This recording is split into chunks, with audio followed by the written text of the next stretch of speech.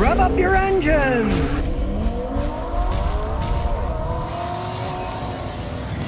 Now, if you don't care about price, some people are claiming now that NASA's nearly indestructible airless titanium tires, the ones that they have on the rovers on Mars, might be available for purchase soon for motorcycles. Of course, the problem with tires are they're full of air. If they get a hole, the air leaks out.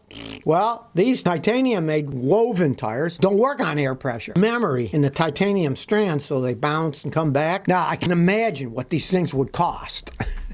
But there's always somebody out there with a bunch of money that wants high technology. Now, originally, the problem with these tires, they'd bend from too much bouncing, and then they wouldn't bounce back, and they were useless, and they weren't round anymore. They claim they've got that problem fixed with this memory titanium metal that they have inside it, so it remembers where it's supposed to go back to. A lot of metals have a certain amount of memory, like the springs in a car. They spring, but they always go back to the original ones. But I can imagine what the price of these titanium tires for motorcycles would cost. And of course, to top it all off, they're using these things on rovers on Mars, right? Those things go what? Really slow. Let's put on a motorcycle going 120 miles an hour. Is this titanium going to have traction? Is it going to slide all over the place? I think some of this is a little bit of wishful thinking, because you ever driven a fast motorcycle, especially the modern ones that can go 200 miles an hour, you have to have rubber that's so sticky so you don't slide that these tires will wear out in 400 or 500 miles. I don't know about this titanium stuff, but I can't see metal not sliding when you're going 150, 160 miles an hour leaning on a motorcycle. So old Scotty says, I doubt if they're going to have these for any type of fast motorcycles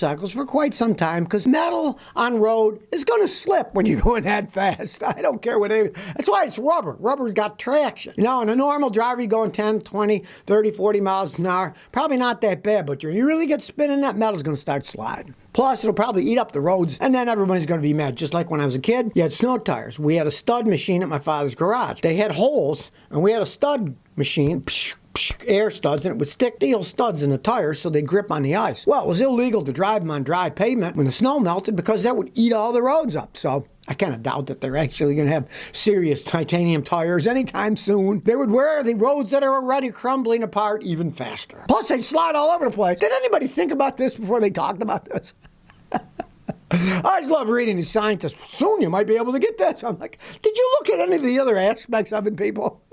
Well, I did. I don't think I'm going to be driving around motorcycles with titanium tires anytime soon. People better watch out for Volkswagen with electric cars. They now say that they're going to be using the new technology that the other companies haven't been using for their electric batteries. And it's messing with the Korean companies that were supplying the batteries before. They were a pouch design, and the German are using what's called a prismatic design. Now, it's going to benefit the Chinese suppliers, because they're the ones that presently make the most prismatic battery designs. And there's a big advantage to these things. They can do it on a massive scale because it's unified cell format, but the big thing is they can make cell-to-pack battery packs that are more dense, have more energy, and are cheaper to manufacture. Just like old Henry Ford when he started mass-producing cars on an assembly line. Before that, they had groups of guys building cars by hand. Took a long time, cost a lot of money. Streamlined the process. Volkswagen seems to be doing that. Well, too bad on the Koreans. They bet on the wrong battery design. Now, the Korean companies, yes, they put billions into this format that they were making. The pouch design, well, if that doesn't make it, somebody else will make them. That's the world these days. Don't put all your eggs in one basket if you're messing around with electric cars, that's for sure. Nobody knows which technology is going to come out ahead. But I guarantee you one thing, it's going to be whoever can make it the cheapest that lasts the longest. Just like VHS tapes versus beta tapes. Beta tapes actually worked better. They had more density. They looked better. They were sharper. But VHS was very cheap to produce, and you could fit more movies on a smaller format. Originally, you'd have to have 2 beta tapes for a long Hollywood movie, but only 1 VHS. And that just made it alive. So here's Volkswagen. If they can make these cells smaller and make them compact and make them cheaper,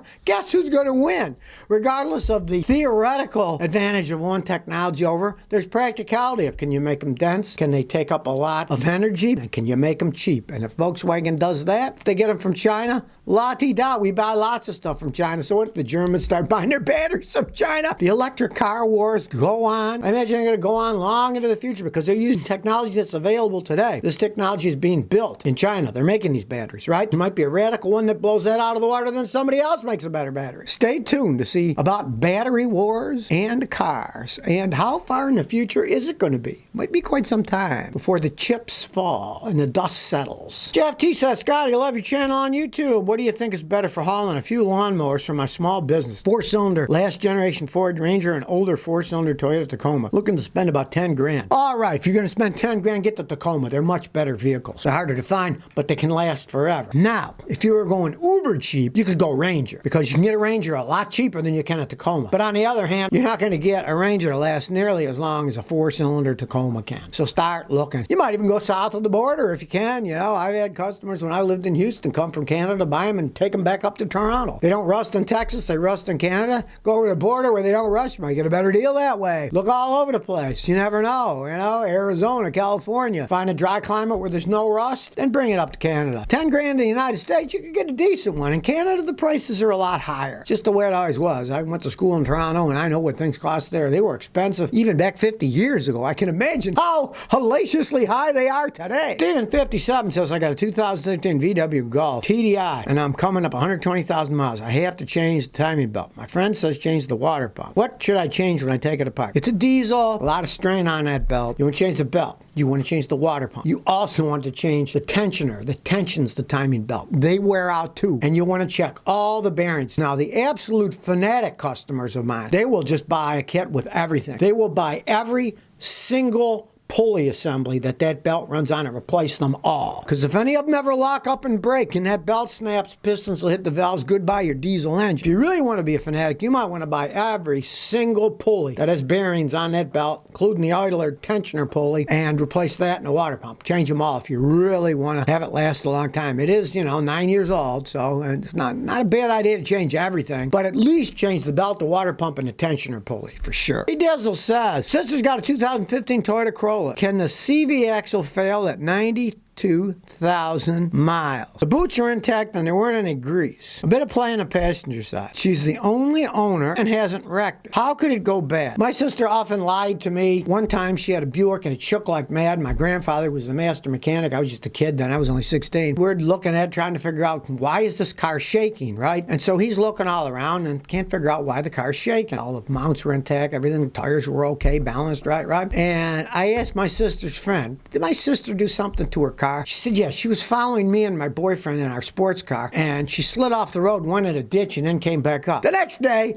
I put her Buick up on a lift, right? And what do I see? The drive shaft is slightly bent because she hit the ditch and it bent the drive shaft. This was kind of a unique Buick. It had an aluminum drive shaft, and aluminum bends pretty easy, and it bent it. So we went to a junkyard, got a used drive shaft, and it stopped shaking. You never know. You never have any idea about that. It could have been wrecked. It could have been the boots were ripped, and then somebody replaced them at some point in time and she doesn't know about it, and then they're worn, because once the grease leaks out because the boot's ripped, you can put a new boot on, but they're worn and they'll clack inside. Rarely will a Toyota wear out at 92,000 miles unless it's been wrecked or the boot's ripped, the grease leaked out, and then they put a new boot on, but of course it was worn and it will wear out. Now, if it is making a noise, now what the heck? You can get one from AutoZone for like $59, brand new, and put it in. It's no big deal. But I don't know if I'd believe the stories about it never being wrecked and never had a problem, because I've never seen a Toyota break that soon unless it was wrecked, or the boot rubber got ripped and the grease came out and then somebody replaced the boot and then it was worn in later. It started making noise because of the wear when the boot was ripped and the grease leaked out and dirt got inside. Cap says, can you explain exactly what a CVT transmission is? Are they as good as the standard transmissions to most cars? A mechanic friend said they're really hard to rebuild or repair. Well, he's right about that. They're very hard to rebuild or repair. A CVT, it doesn't have actual gears in it. Well, most of them don't. Take the modern Toyota and Honda. They actually have a startup gear. First gear is an actual gear, so they accelerate really well, and then once they're out of first gear, then they go to the CVT where there's no more gear. But a conventional one has no gears. They have drums and chains and belts. It's like beveled, so that if they're on the small end, then they're more efficient because the big end is spinning the small end, but when you take off, they're both on the bigger end, so you can accelerate faster. But they don't actually shift gear. Now, they've been around for a while now.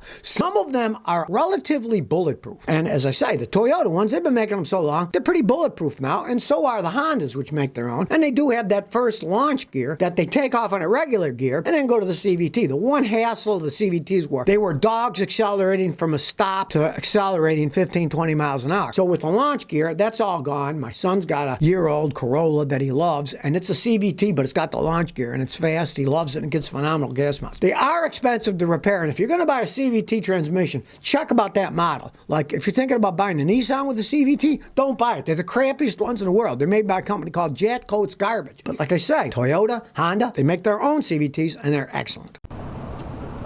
So if you never want to miss another one of my new car repair videos, remember to ring that bell.